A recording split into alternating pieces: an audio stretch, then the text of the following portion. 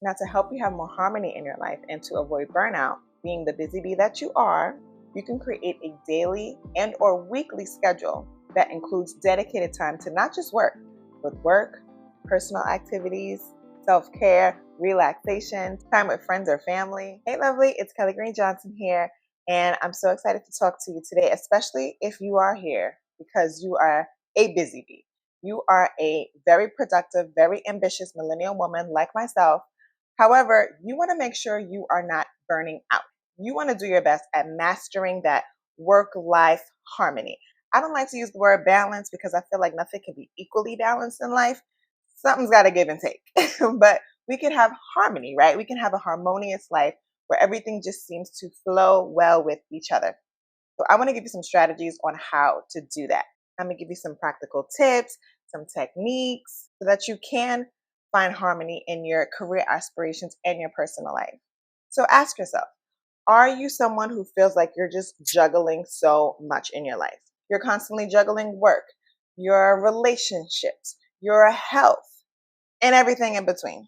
If this sounds like you, girl, you're not alone. We live in a very fast-paced world these days. So finding that ideal work-life harmony can sometimes feel a little out of reach. But again, you ain't got to fear. I got you, boo. I'm going to help you master it all. So what I'm going to do is share some tips with you that work for me. The first one is limiting or eliminating distractions. You see, we tend to forget about this one because we get so focused in accomplishing our goals and doing our work. Meanwhile, our phone is usually not too far from us. Like it's always within reach. And when a notification pops up or a text comes through, a phone call, you get a little bored and decide to scroll on social media. Next thing you know, an hour has gone by and you haven't completed that task you wanted to do. So don't let this be you. Identify the common distractions that you have in your environment, in your day-to-day life. And then once you identify them, do the work to minimize these distractions. This can involve turning off notifications. Like I don't have any notifications on my phone that come from social media. They are all off because I realize how it's distracting to me during my day, especially when I'm working and I'm trying to focus and all these DMs are popping up or all these comments and I'm curious about the like count and I'm curious about who's commenting and I'm curious about who DM'd me, but I'm distracted now. And now it's going to take me twice as long to complete the task that I could have completed a half an hour ago. So I turn off my notifications. Sometimes I leave my phone far away from me so that it is not within reach. I would have to physically get up and get it, whether I leave it somewhere in the kitchen or the bedroom. I don't keep it right next to me. And this is also good if you get easily distracted in different environments where it might be better for you to have a designated workspace. So for example, maybe although you love like being in a co-working space, being around people, you often find yourself talking a lot and letting time go by and not really getting your work done. And then the conversations are more so about love is blind and instead of like how to build your business or how to advance in your career. And you realize you spent more time chatting than you did working. So make sure you're having designated workspace areas where you can focus, where you can be productive, where you can work towards accomplishing your goals. Or another option is using a productivity app that'll block distracting websites. Now, to be honest, I haven't used these personally, but I have heard of them and I've heard that they're some of the top best apps to use when trying to focus and avoid distractions. So one is called Freedom, which is an app called Focus, and another one called Self Control. But there are so many more online. So if you just type in productivity apps, that would help you become more focused, less distracted, and help you accomplish your goals. Another great time management hack is the Pomodoro technique. So if you're unfamiliar with this hack, it involves breaking down your working day into 25-minute intervals. And you separate these intervals by taking short breaks. So during this break time, you can get a glass of water, you can go for a walk. So before, when I used to work in corporate, in one of my jobs as an HR generalist manager, I used to get a bit stressed out at work because, of course, in HR, everyone's coming to you with their problems. So in order to keep my sanity, I would go on what I call my sun walks. So I would step outside, go for a walk, take my break, just walking in the sun.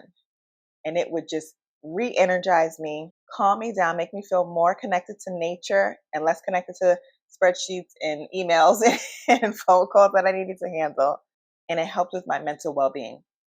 So, in between these 25-minute intervals, when you're taking your breaks, find what makes you feel good. Maybe it's meditating, maybe it's just putting your head down on the table for 5 minutes.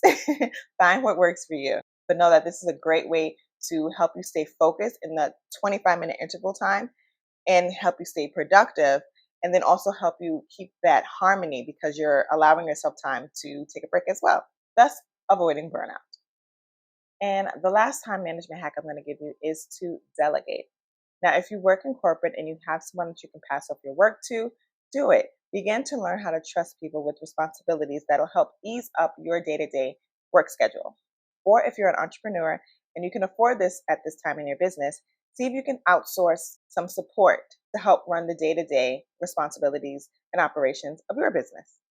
This will help free up more time for yourself so you can do things during the day like go to a Pilates class or go out to lunch with your friends, go for a walk, meditate, or maybe take a nap.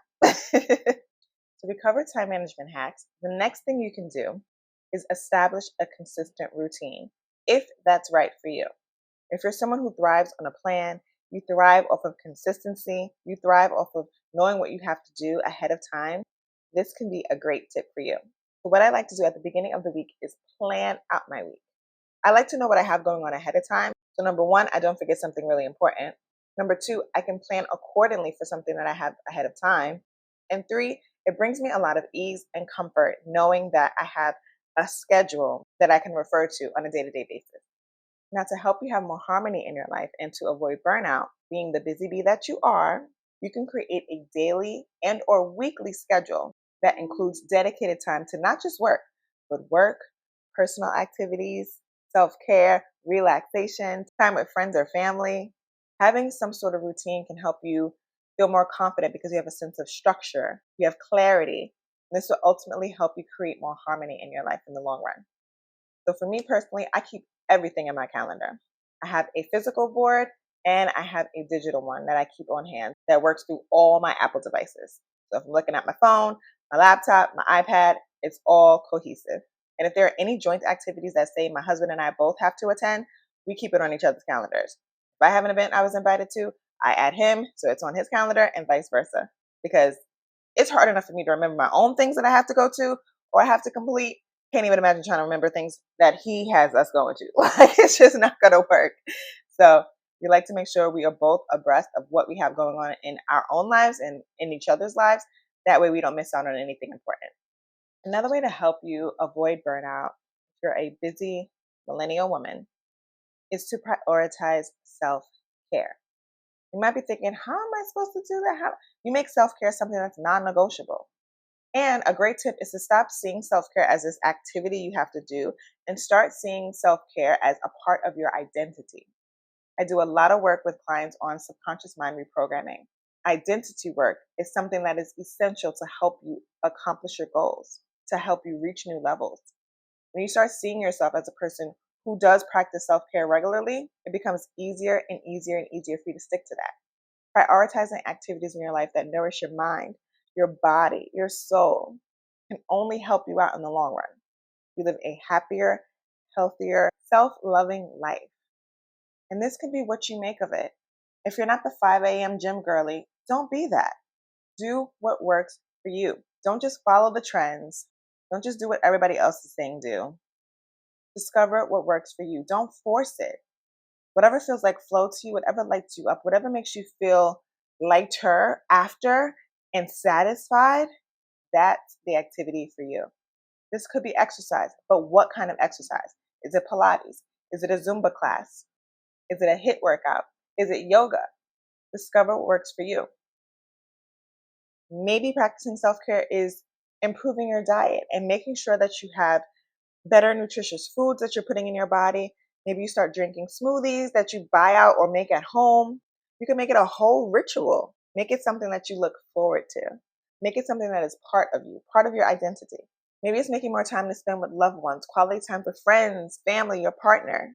Do the things that fuel you, that make you feel full. It almost makes you feel like your cup is runneth over because you're just so pleased with what activities you're engaging in.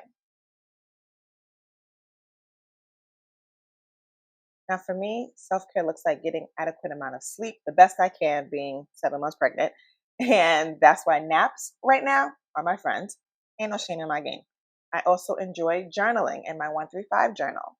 I enjoy listening to gospel music in the morning, creating a ritual and time to myself as I have my breakfast, if I'm not eating it with my husband. And exercise can look like going for a walk, doing yoga. I do what feels good to me.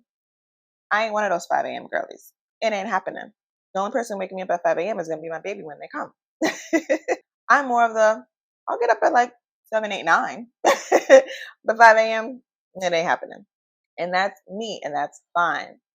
I've established that. I've come to terms with that. Find what works for you. And last but not least, the thing that I want to talk about to help you as a busy millennial woman master more work-life harmony is to embrace flexibility.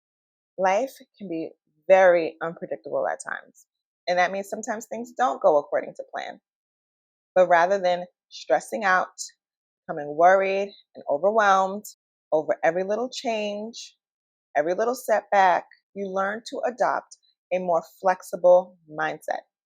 One great way to embrace the art of flexibility is to practice living in flow. Well, flow is a state of focus and concentration and being present in the moment, doing something that you enjoy, finding yourself engaging in activities or spending time with people where you literally lose track of time and you allow yourself to be fully immersed, fully present in that experience. So, whether you are spending time with loved ones or working on a passion project, you make an attempt to cultivate that sense of flow and you let go of perfection. You loosen your grip on having the perfect, ideal experience and just do your best at having a great experience, going with the flow. And there you have it. These are some practical, actionable strategies to help you master work life harmony today in your life, in your work, in your environment as a busy millennial woman. And while you're doing all this, remember to be kind to yourself as you're learning and implementing. Show yourself grace along the way. And remember that achieving harmony in your life is a journey. There's going to be ebbs and flows. So be patient with yourself. Practice self-compassion. And don't be afraid to ask for support when you need it. There's one for a bonus thing. Reach out to people for help. It doesn't make you weak. It doesn't make you whack. Ask for support if you have that available to you. All right, girls, so I'm going to end it here. As much as I love chatting with you, thank you so much for showing up for yourself, for showing up for me. I love you. I'm grateful for you. If you found this video helpful, give it a thumbs up and subscribe to my channel if you haven't already. If you want more practical tips and techniques and strategies on personal development, and if you want to know how I'm implementing these in my own life, I also have some vlogs, some day in the life, some routines available on my channel as well. And if that's something you're interested in, I'd love for you to check them out. Thank you so much for watching. I will talk to you next time. Later, lovely.